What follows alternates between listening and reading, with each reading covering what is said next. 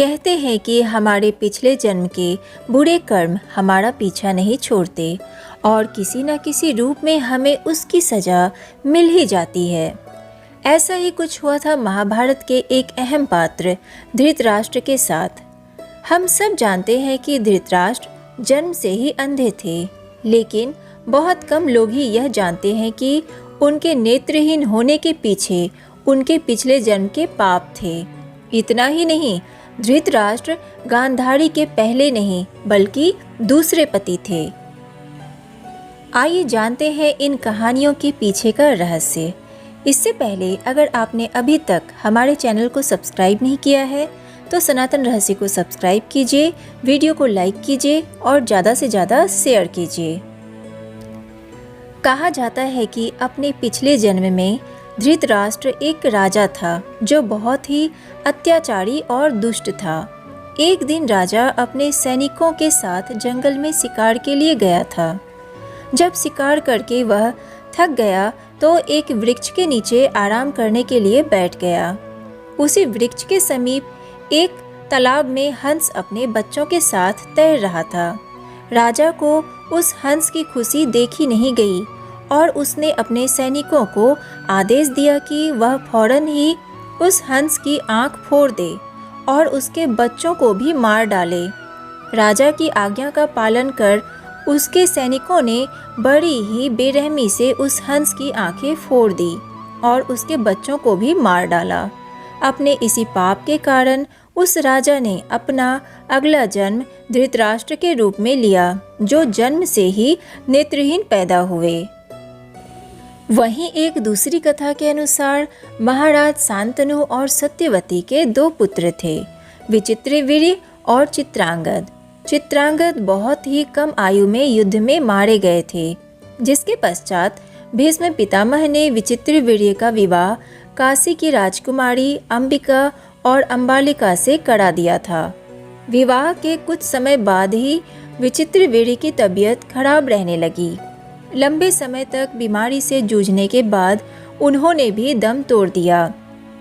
अब सत्यवती के सामने प्रश्न खड़ा हो गया कि आखिर उसका वंश आगे कैसे बढ़ेगा और सारा राजपाट कौन संभालेगा। सत्यवती महर्षि वेदव्यास के पास अपनी समस्या लेकर गई। उसकी व्यथा सुनकर महर्षि उसकी सहायता हेतु तैयार हो गए, जिसके बाद उनकी दिव्य शक्ति से अंबिका और अंबालिका दोनों को पुत्र प्राप्त हुए। कहते हैं जब वेदव्यास अंबिका और अंबालिका को अपने दिव्य शक्ति प्रदान कर रहे थे तो अंबिका ने उनके डर से अपनी आंखें बंद कर ली थी, इसलिए उसकी संतान यानी धृतराष्ट्र नेत्रहीन पैदा हुए।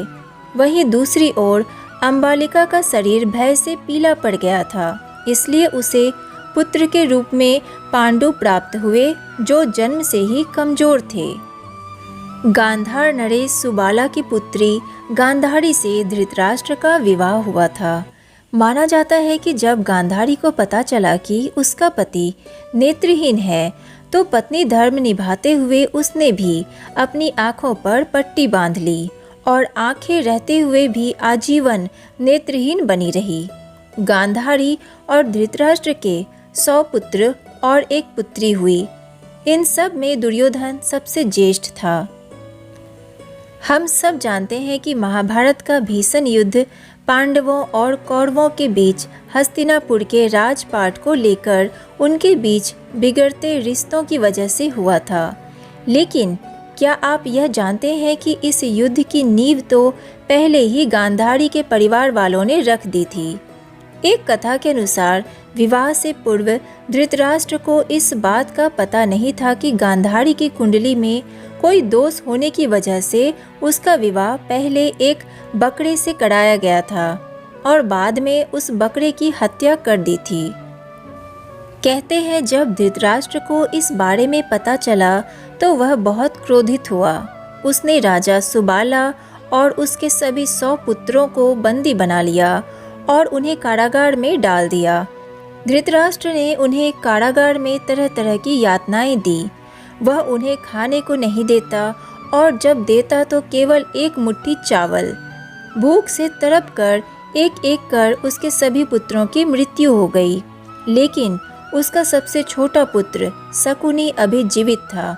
ऐसा इसलिए क्योंकि धृतराष्ट्र द्वारा दिया हुआ वह एक मुट्ठी चावल सुबाला अपने पुत्र शकुनी को खिला देता ताकि वह जिंदा रह सके और इस कष्ट का बदला ले सके।